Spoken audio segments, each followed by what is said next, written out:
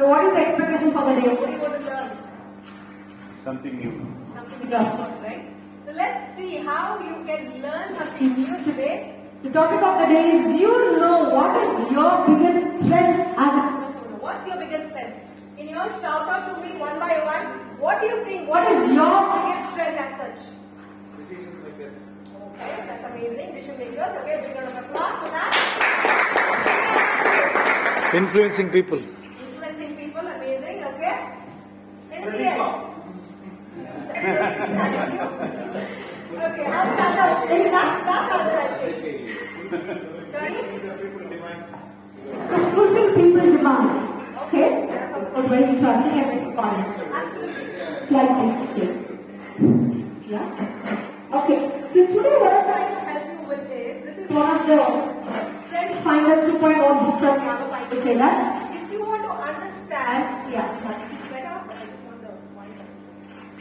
So what I'm saying is, if you want to understand what are the strengths you own, you possess, you want to realize what exactly is, this is a book will help you. There are 34, it has been categorized into 34 kind of patterns or the way you can be categorized into 34 different strengths for that matter.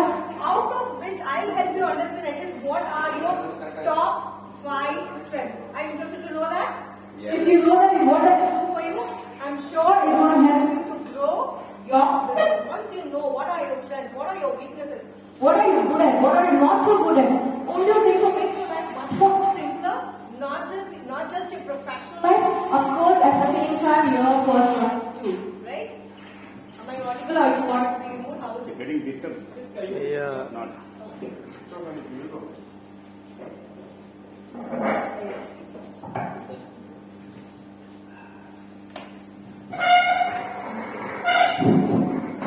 So let's understand what are the top 5 things you want to know, top 34 things. Let's understand what are the categories we have, and then later you can understand what are your in-person strengths, which will help you to indirectly grow your own business for that matter.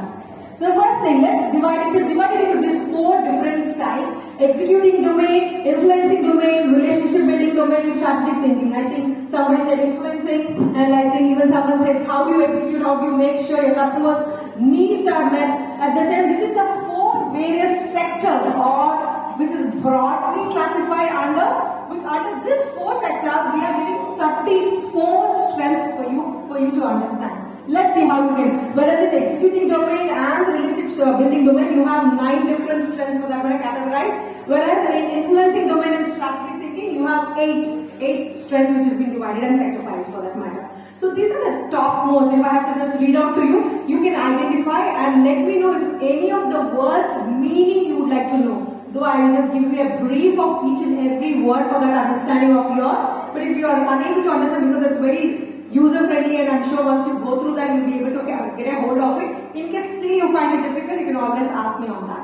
Okay, so executing. The people with dominant executing teams know how to make things happen. You believe in that? Those are a little dominant in nature. They know how to get the things done. And they're able to put it across very clear, very crisp. They know what are the rights and what are they meant for. So they put across it in very straightforward and get the things done. Right? So under that, one of the things comes into is known as an achiever, the one who achieves things and get the things done, and an arranger for that matter, who's good at arranging things, like if we have a tour organizer or something like that, who's good at organizing and administrating the things, and a believer. Of course, if you have to be a person who wants to get the things done from others, you need to be a believer, right? You need to believe in yourself, how good or how bad you are at that. And the consistency, yes? If you are not consistent in any of the industry or any of the domain, you will not be recognized for that. And you don't come across as a credible personality. So consistency is one of the strengths. And deliberative, what is that means? Is that a new word for you? Deliberative. Anyone knows what does it mean? Intentional. Okay. Deliberately attempting. Okay, yeah, that you can say that. Any other answers? You can guess. There is nothing right or wrong. Okay, if I say something, do I come across as like fool or something? No, not really. Anything you want to say, you can share. Feel free to share so that you understand the perspective behind that. So deliberate is nothing but those who are good at assessing the things and reduce the risk in the business for that matter. That's a wonderful quality if you ask me. They're very good at assessing the things and they'll be having their risk-taking capacity is very good at them, so they do not face much risk in life for that matter. And discipline, of course, you all are aware and focused, hard focused and responsible. And the last but not least is restorative. What do you mean by restorative? If I have to ask you. Restorative. I'm just asking the words which are not common, uncommon words, so that you get a hang of it. What does that mean? Because these are the key strengths of a person who are good at executing the things. Resuming back. Okay. Restoring the activity. Okay. Yeah. As per the name you are listening, I can see that. So yeah, those who are good at solving the problems. Restorative is like that. Yeah. Coming to the influencing people. People with dominant influencing teams know how to take charge, speak up, and make sure the team is heard. It's just not speaking. I keep saying, if you are good at your communication, if you know how you have to put across and make sure the other person is listening to you, and do follow, and do take an effort to understand and make sure what do you mean. It's like, what do you say and what do you mean is sometimes there is a huge gap in between that. So that is where the communication comes in picture, and those are the strengths of influencing people. So they are the activators. What does that activator mean? When is this happening? When are you going to do this? When are you going to do that? This is how the questions the activator keeps asking. They wanted to get correct information about what's happening and when it is going to happen for that matter. The command, they'll be on the command zone, and of course the communication is the skill, and we are equally competitive in nature. That's why everyone is. And maximizer, whatever being given, they try to maximize the things. Whatever, there could be anything and everything for that matter, whichever comes in their way, they try to maximize. The knowledge, the concept, the skill, everything they have in hand can be maximized for that matter. So if you ask me in general, what is strength is altogether, I will have to categorize it into 3 different categories for that matter. That is nothing but knowledge, skills and talent. What is talent? Talent which comes to you very naturally, am I right? You don't have to take much efforts. But does that mean that you take it for granted? Even though talent which comes very naturally, you have to work for it.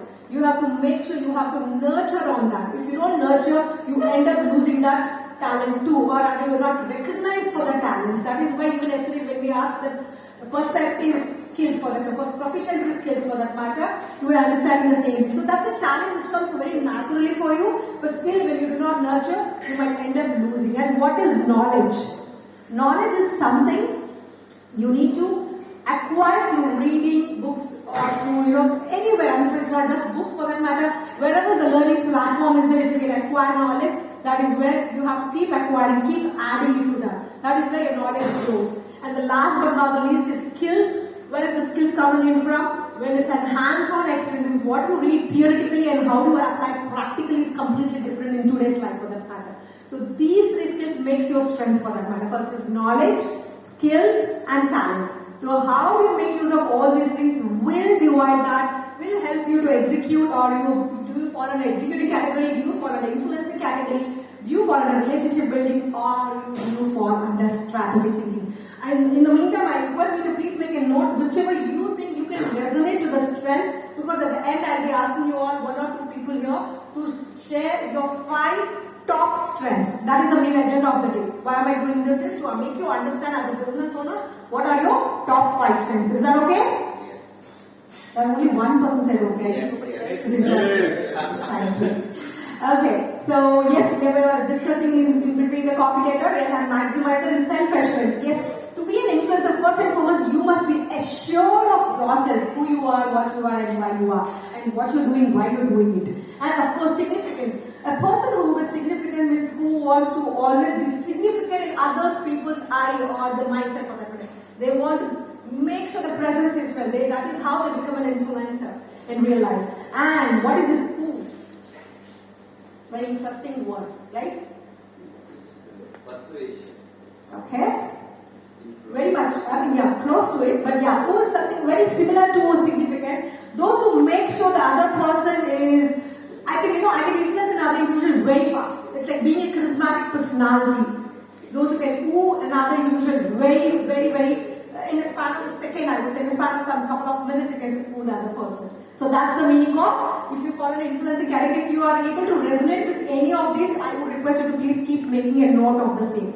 The last but not the last, before that, relationship building is there. There is nothing but people with dominant relationship building teams have the ability to build strong relationships that can hold a team together and make the team together to some of its parts. So as the name only says, relationship, what does that mean? I'm going to make sure I'm going to bond, I'm going to make sure everyone stays with me. It could be your office team, it could be your family, it could be any relationship, you can name it. They are very good at keeping the bonding and make sure they come along with them, they move around with them. So what are the characteristics? Adaptability, connectedness, developer, empathy, harmony, includer, individualization, positivity and data. These are very common terms, so I'm not explaining. Let me know if you want me to explain. Any new term, if you see, if you want me to explain, I can do that. What is this relator? That's the only term which I could see something new. Any answers? Those who drive passion and strength from the closed ones, they are called as relators. There are people who get energy when they are in the right crowd, or when they are right, when they have the right. That's why we said we have been derived from the way we have 5 different people. What is your attitude is known from the 5 best people you move in and move out every day, right? So those are called as relators. Coming to the strategic thinking, hope I'm making sense. Are you all on the same page? Yeah? Okay. Strategic thinking. People with dominant strategic thinking teams have teams to consider what could be the observe, analyze information that can inform better decisions. So whatever information has been shared with them, they think strategically and they take calls accordingly. So they are very strategic in mindset. If you have to answer them something, you have to be very, very technical and make sure you're able to have a convincing answer for that. That's are the strengths, like analytical. They keep asking, okay, whatever you're saying, you need to prove me, show me how is it done. That's how they analytically they question you. Context-based, futuristic, they have always future plans and they always evaluate ideas, and input is something they keep a track of a lot of words, books and other details. They're very intrinsic on that. And intellectual, of course, they enjoy mental games and other things. They want to keep them mentally very active, I must say that. And of course, a learner and strategic in nature means they have a solution for every problem you might have. Or rather, they find a solution if they don't have it also. So those are called as strategic thinkers. So let me carry on. Have you all able to resonate 5 top things out of all this? Yes. Yeah, you're able to resonate. So identifying this will help you to grow your business. How? Let's see that. So if you could read out to me 5 top things. Anyone?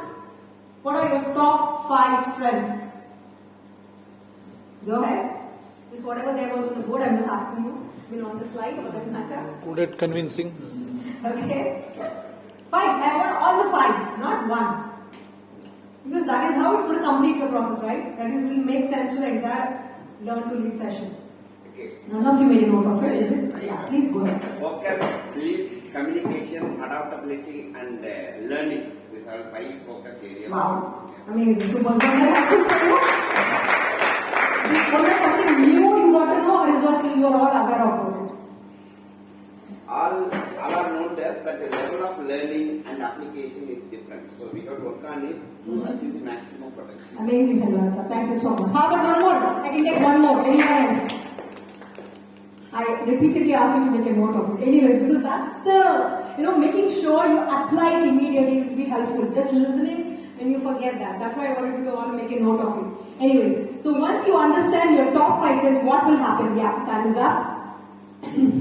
So, okay, why am I saying this? First, let me come back to the solution. So, usually we have been conditioned, we have been told all our life that you need to work on your flaws. Right? I'm sure as a child, from childhood, we've been told by our parents and everyone that, oh, you don't know this, please work on it. If you don't know this, please do that. They rather, instead of that, the new age of parenting or new way of learning, I would say that work on your strengths. Forget about your weakness. Okay, every individual here, trust me, it could be Ambani, it could be anybody, any millionaire or any billionaire for that, if you want to be one. So this is a secret, if I have to tell you, the tip of the day, if you ask me. Stop working on your weakness, rather start building on your strengths. Each one of us have some strengths and each one of us have some weakness. So it is once you identify what are your strengths and what are your weakness, try to just outspoken you can say, ma'am, this is my weakness. So how do I can't get away from it because this is my part of my business, this is part of my life. What do you have to do? You just have to outsource it.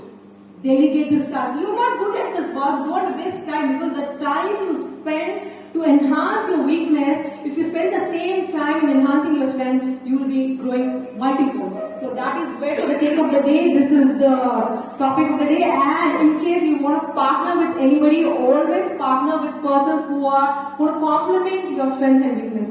Keeping this in mind, we would like to end the session for the day. And what are the presentation formats? If you have already done this, yeah, sorry. So what are the strengths of Blizzard if I have to ask you? In the same lines. This last 1 minute. The strength of the Blizzard is nothing but yesterday we discussed outbox events which help you to make sure that you are aware of the trend which is going around, right? Yeah, because of outbursts, and the Blizzard structure in such a way that you will walk out with a prospective client, right? So if you understand the structure, if you've well taken it, you will be able to get through the same thing. Yeah, are you all good to go with that? Yes. Hope you all enjoyed the session. Thank you once again for that. Thank you.